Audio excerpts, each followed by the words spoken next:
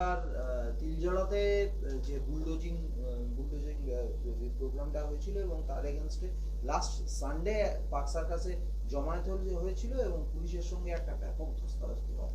তদন্তে যে বিষয়টা উঠে এসেছে একটা ডিপ রুটেড কনস্পিরেসি শুধু নয়, এখানে সোশ্যাল মিডিয়া পোস্ট, মানে প্রথমে জমায়েত করার উদ্দেশ্যে একটা সোশ্যাল মিডিয়া পোস্ট 2-3 দিন রাখা হলো, তারপরে সেটাকে ক্যান্সেল বলে একটা পোস্ট করে দুটো পোস্টই ফের ডিলিট করে দেওয়া হলো।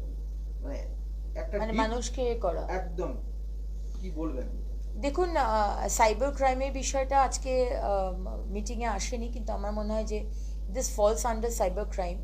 আপনি যদি মিথ্যা ইনফরমেশন দিয়ে, যেটা আগের সরকার খুব ভালো রকমভাবে করেছেন, মানুষকে বিভ্রান্ত করা, মানুষকে উস্কে দেওয়া, এবং তার সাথে সাথে মাননীয় মুখ্যমন্ত্রী যেটা বলেছেন, যেটা আপনারাও দেখেছেন, যে পার্ক সার্কাসে যারা সরকারি প্রপার্টি ধ্বংস করেছে, ইভেন আসানসোলেও, তাদের থেকেই কিন্তু এবারে কম্পেনসেশনটা নেওয়া হবে। তো এটা কিন্তু পাথরটা মারার আগে বা সরকারি অফিস বা সরকারি জিনিসপত্র ভাঙার আগে বাংলার যারা সম্মানীয় দুর্নীতিগ্রস্ত দুষ্কৃতীরা আছে, সম্মানীয় বললাম, একটু ভেবেচিন্তে পাথরটা মারবেন, কারণ আলটিমেটলি আপনার বাড়ি, আপনার প্রপার্টি সব কিছু কনফিসকেট করেই কিন্তু আমরা ওই যে গাড়িটা বা বাড়িটা ধ্বংস করছেন তার টাকাটা নেওয়া হবে।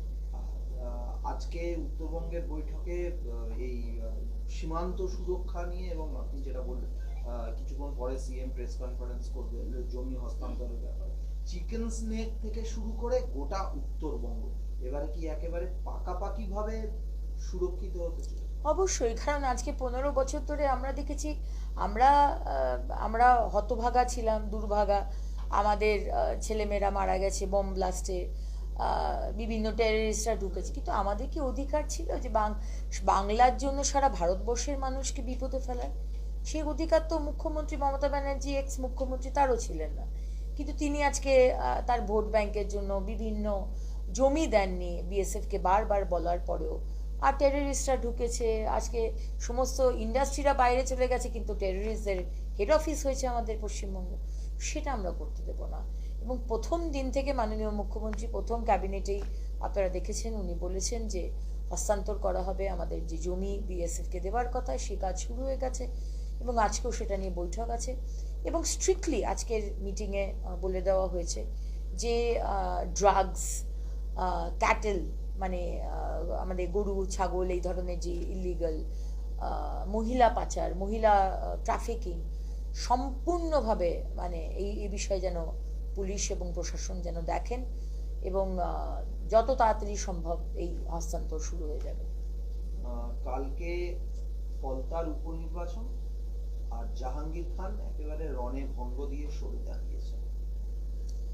দেখুন, এই দুষ্কৃতীরা আজকে কেন আমরা বলতাম যে টিএমসি সরকার দুষ্কৃতীদের সরকার, কেন বলতাম?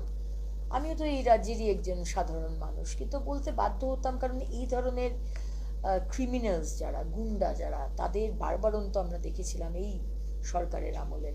কোনোদিন এক্স মুখ্যমন্ত্রী শাসন করেননি, বরঞ্চ তাদেরকে পাশে নিয়ে তাদের এই বদমাইশি, অসভ্যতামি, খারাপ ভাষায় কথা বলা, মহিলাদেরকে অত্যাচার, অপমান, দিনের পর দিন আমরা দেখে এসেছি। এবং দ্য লিস্ট ইজ এন্ডলেস। মানে probably heading is Jahangir and Sheikh Shahjahan, কিন্তু দ্য লিস্ট ইজ এন্ডলেস। সুতরাং জাহাঙ্গীর আমাদের পুষ্পা, নিশ্চয়ই বুঝতে পেরেছেন যে তার এই গুন্ডারাজের দিন শেষ, এবং আজকে তার আশীর্বাদ ছিল মুখ্যমন্ত্রী অভিষেক ব্যানার্জির।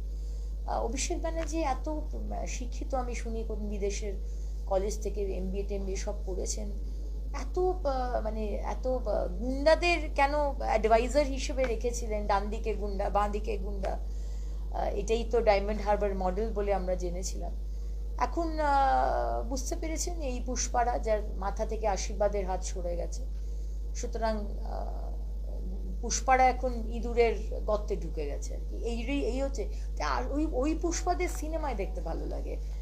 এই পুষ্পারা মানে পকেটে হাত দিয়ে আমাদের এই যুবরাজের পাশে বড় বড় কথা বলবে, এইগুলো তো সহ্য করবো না আমরা।